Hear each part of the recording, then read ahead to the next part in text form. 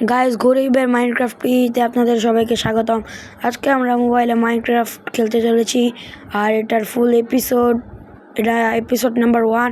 আমরা মাইনক্রাফট পির একটা সিজন করব, আর এটা সিরিজ হবে। এটা 1 সিরিজের এপিসোড 1। আর স্পন না হতে হতেই সামনে একটা ভিলেজ পেয়ে গেলাম। আর হ্যাঁ, সবাই ভিডিওতে লাইক করে চ্যানেলটাকে সাবস্ক্রাইব করে দিবেন অবশ্যই। আমি একটু ভিলেজটাকে ঘুরে দেখি গাইস। আমি ভিলেজ না ঘুরে দেখে আমি একটু সেটিং করতেছিলাম, আর দেখি সেটিং করতে করতে রাত হয়ে গেছে, তাই আমি একটু ঘুমাতে যাচ্ছি। আমি ঘুমাতে গিয়ে সকালে উঠে ভিলেজটা ঘুরে দেখবো গাইস। এই সামনের ঘরে এটা কি বেড আছে বুঝতে পারতেছি না। এটা তো বড় বাড়ি, এটার ভিতরে তো বেড থাকা দরকার। বাড়িতে ঢুকে গেলাম, সিঁড়ি দিয়ে একটু উপরে উঠে দেখি বেড আছে নাকি। আর বেড তো এখানে নাই, এত বড় বাড়িতেও বেড নাই ভাই, কি আর বলবো।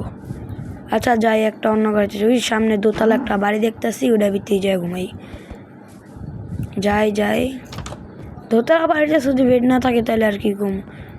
দেখি না, যাকে এখানে একটা বেড আছে, কিন্তু এখানে ভিলেজার কেন ঘুমাচ্ছে? উঠো, মানে মেহমান আসছে, মেহমানকে না ঘুমাতে দিয়ে ভিলেজার ঘুমাচ্ছে। তাই আমি ওকে উঠিয়ে ঘুমায় গেলাম। এলা আমি একটু ভিলেজটা ঘুরে দেখি। এটাকে ঘুরে দেখা শেষ, এখন আমার একটু রিসোর্সেস প্রয়োজন, তাই আমি গাছ কাটছি। আর গাছ না কাটলে, প্রথমে গাছই কাটতে, গাছ না কাটলে তোমরা মাইনক্রাফটে শুরু করতে পারবে না।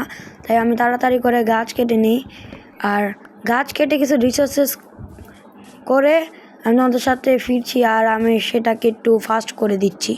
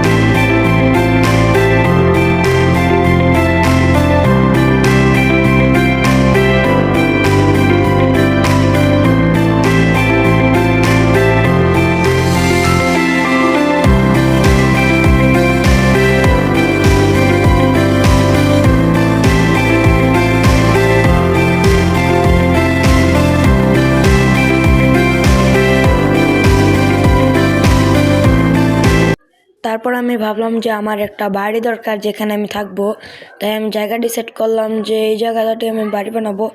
তবে এই ভিডিওটা বেশি লং হয়ে যাবে, তাই আমি এই ভিডিওতে বাড়ি বানাবো না, অন্তত আমার বেসটাকে বানাবো। আর এইটুকু জায়গাকে আমি কেটে নিব। তো 3, 2, 1।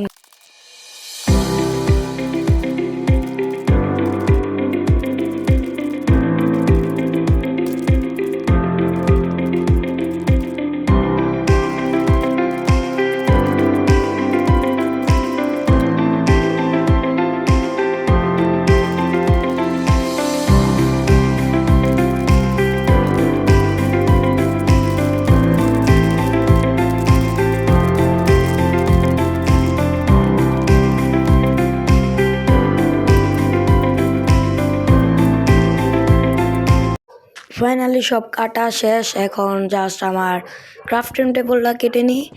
ক্রাফটিং টেবিলটা অ্যাক্স দিয়ে কেটে এখন বিছানা লাগিয়ে ক্রাফটিং টেবিল লাগিয়ে বেসটা শুধু লাগিয়ে দিই।